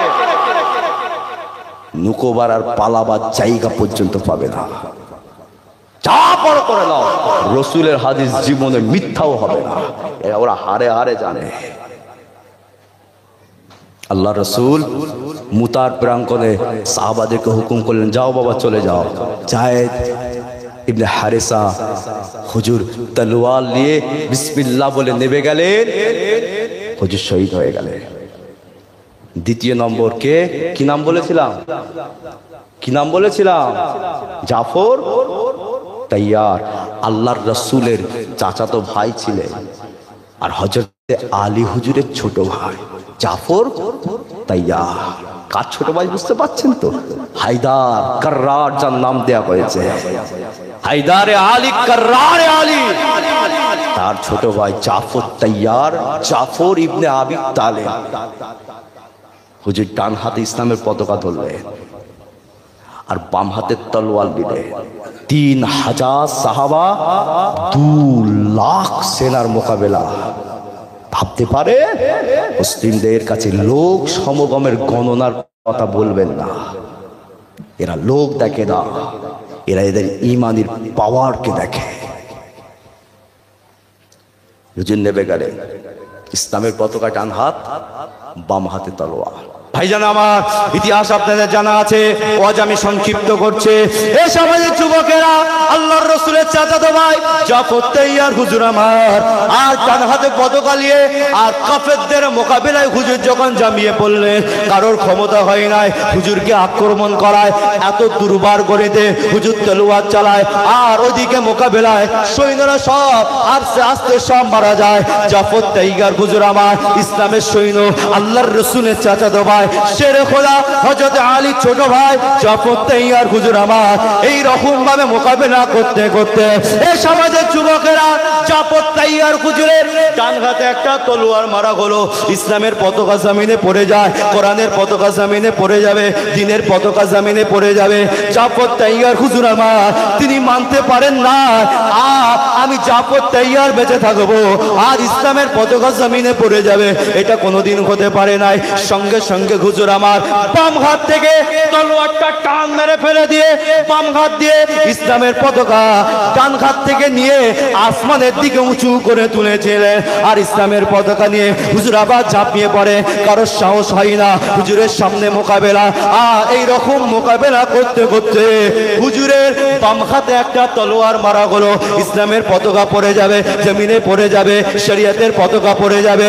এই দুনিয়ার মুসলমানেরা আল্লাহর রাসূলের চাচাতো ভাই জাফর তাইয়ার হুজুর আমার আর কষ্ট করে হাতটা যেমন হোক করে নিজের বুকের কাছে যখন নিয়ে চলে আসে, কাটা হাত দিয়ে নিজের বুক থেকে চেপে ধরে ইসলামের পতাকাটা নিজের বুকের সাথে চেপে ধরে আসমানের দিকে উঁচু করে দিয়েছিলে। আরেকটু জোরে হলো না, আরেকটু জোরে হলো না। আজকে মানুষের পতাকা নিজের বুকের সাথে নিয়ে মরছে মুসলমান। আরে ও আমার পক্ষে ছিল, ও লাশের উপরে পতাকাটা দে, দাও না, দাও। খালি কবরে গিয়ে ক্যামেরা ফিস সিস্টেম থাকলে না মজাটাও দেখা যেত। ভাইজান যা করছে করে, ইসলামের বিপক্ষে দাঁড়ালে কিন্তু খবর আছে। ইসলামের পক্ষ নেন, শরীয়তের পক্ষে দাঁড়ান। হুজুর নিজের বুকের সাথে উঁচু করে তুলেছে। একটা বল্লম মারা হল, বুকে ঢুকলো, এপার থেকে ওই পা। জাফর তাইয়ার হুজুর আবার আস্তে আস্তে জমিনের দিকে শুয়ে পড়ে। এই সমাজের মুসলমানেরা জাফর তাইয়ার হুজুর আমার আস্তে আস্তে জমিনে শুয়ে পড়ে, কিন্তু হুজুরের পতাকা নিজের বুকের সাথে জড়িয়েছিল। ওই অবস্থায়, ওই সিচুয়েশন, ওই পরিস্থিতিতে জাফর তাইয়ার হুজুর আমার চিন্তা করলেন, যদি কোরআনের পতাকা জমিনে পড়ে যায় তাহলে পায়েতে মারামারি হয়ে যাবে। আমি জাফর তাইয়ার, আমার উপরে মানুষ পা দিয়ে মারো, আমার উপরে মানুষ লাথি মারো, আমার কোনো অসুবিধা নাই, কিন্তু কোরআনের পতাকার উপরে কোনো পায়ের ছাপ ফেলতে দেওয়া যাবে না। এই বলে হুজুর আমার কষ্ট করে দুটো কাটা হাত দিয়ে নিজের বুকেতে আর ইসলামের পতাকার আর লাঠিটা ঠালতে ঠালতে ঠালতে ঠালতে যখন ঠোঁট বরাবর মুখ বরাবর নিয়ে আসা হলো, হুজুর আমার দুটো ঠোঁটের মধ্যখানে ইসলামের পতাকার লাঠিটা চেপে ধরে আসমানের দিকে ইসলামের পতাকা উঁচু করে দিয়ে বলেছিল, এই পৃথিবীর মুসলমানেরা আমি জাফর তাইয়ার কোরআনের পক্ষে, নবীর পক্ষে, দ্বীনের পক্ষে, ইসলামের পক্ষে থাকার জন্য আর আমি ইসলামের জন্য জানটা দিয়ে দিলাম। সময় একদিন আসবে যেদিন তোমাদের মসজিদ ভাঙা হবে, মসজিদ তালা মারা হবে, মাদ্রাসা ভাঙা হবে, মক্তব ভাঙা হবে, ঈদগাহ ভাঙা হবে, কবরস্থান ভাঙা হবে, সব মাজার ভাঙা হবে, আল্লাহর কোরআনগুলোকে বেহুস্তিতি ছিঁড়ে ছিঁড়ে ফেলে দেওয়া হবে। এই মুসলমান ওই সময়ে, ওই টাইমে, ওই সময়ে, ওই পরিস্থিতিতে যদি তোমরা তোমাদের ঈমানকে মজবুত করে আল্লাহর কোরআনের পতাকা, দেশের পতাকা, দ্বীনের পতাকা, আল্লাহর ইসলামের পতাকা যদি আসমানের দিকে তুলে ধরতে পারো, আমি জাফর তাইয়ার আল্লাহর কাছে দোয়া করে যাই, ওই অবস্থায় যদি তোমাদের মওত হয়ে যায়, আমার আল্লাহ তোমাদেরকে জান্নাত নসিব করে দেবে।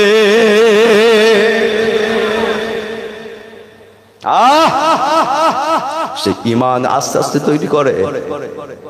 ঈমান যদি দেখতে হয় তো প্যালেস্তাইনের বুকের বাচ্চাদের ঈমান আমাদের থেকে হাজার গুণ ভালো, হাজার মানে হাজার গুণ ভালো। আমাদের ঘরে যদি কেউ চকলেট বোম মারে না, ভয়েতে জান এরাম এরাম করে। আমাদের কথা ঠিক বলছি না ভুল বলছি বলেন? হাকিকাতটা বোঝে, টিপ টিপ করে।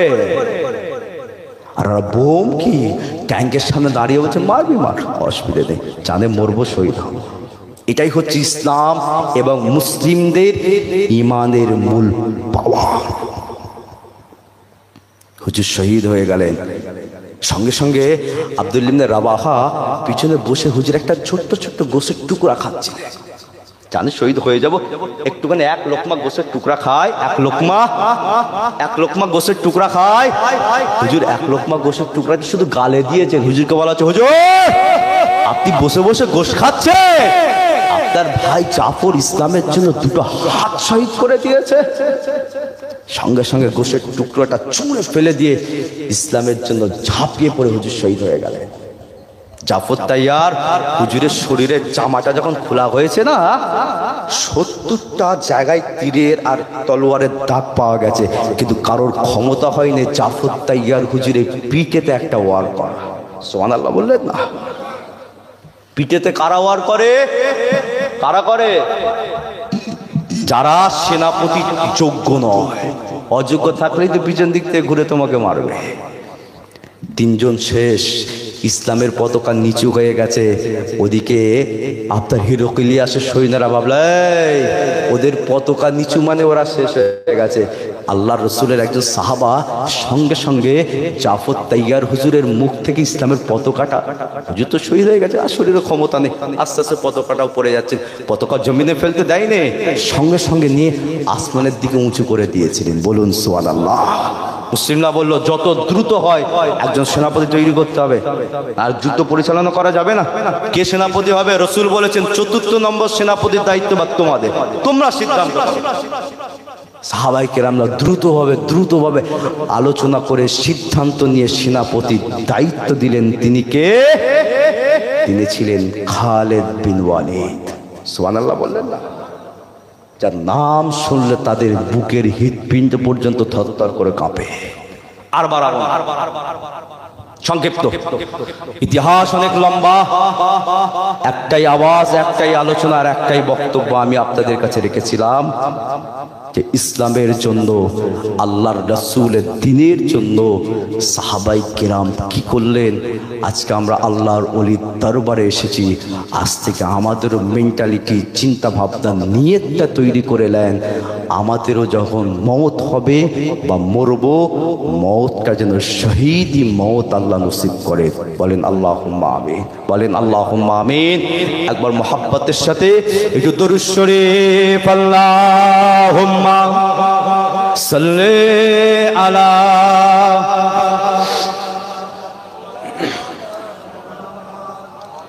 ওয়া আলা আলি।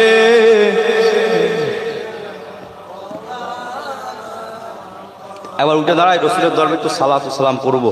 কোথায় গেল ভাই? এসেছেন? ভাইজান এসছেন? দিয়ে আস। আর উঠে দাঁড়ায় রসুলের দরবারে একটু সালাত ও সালাম না জানা পড়ি। ইয়া নবী সালাম আলাইকা,